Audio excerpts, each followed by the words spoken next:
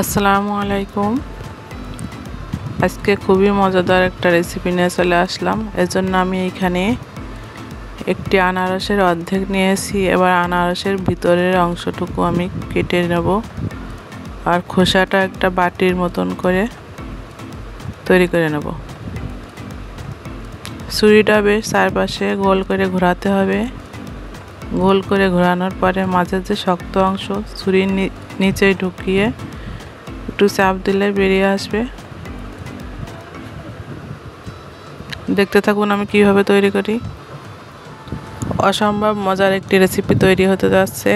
আশা করছি স্কিপ না করে ফুল ভিডিও দেখবেন, ভালো লাগবে আপনাদের আমার এই রেসিপিটি। একটু সাবধানে কাটতে হবে যেন আনারসের যে আমরা বাটি তৈরি করছি বাটিটা কোনো রকম ছিদ্র না হয়ে যায়, একটু খেয়াল রাখতে হবে, তাহলে একটা সুন্দর একটা বাটি বেরিয়ে আসবে।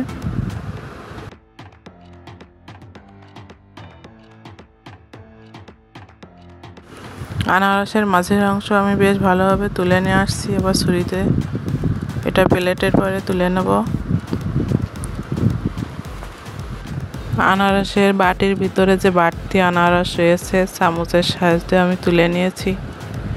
ছুরি দিয়ে যে আনারস কেটে নিয়েছিলাম সেগুলো এবার আমি টুকরো টুকরো করে কেটে নেব।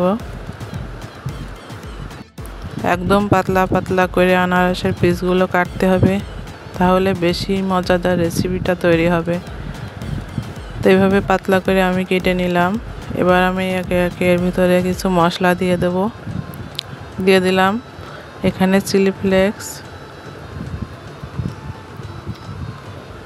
এখানে দিয়ে দিলাম চাট মশলা, আমরা আচারের যে মশলা ব্যবহার করি সেটা দিয়ে দিলাম। এবার দিয়ে দিলাম চিনি ও বিট লবণ। এবার দিয়ে দেবো এখানে কাসুন্দি। এই কাসুন্দি আমার বাড়িতেই তৈরি। দিয়ে দিলাম এখানে কাসুন্দি, দিয়ে বেশ ভালোভাবে এটা মাখিয়ে নেব। ভালোভাবে মিশিয়ে নিতে হবে। ভালোভাবে মিশালে এই রেসিপিটা খেতে খুবই সুস্বাদু লাগবে। যখন আনারসের প্রতিটা পিচের ভিতরে এই মশলা ঢুকে যাবে তখন প্লেট থেকে আনারসের যে বাটি তৈরি করে রেখেছিলাম সে বাটিতে তুলে নেব।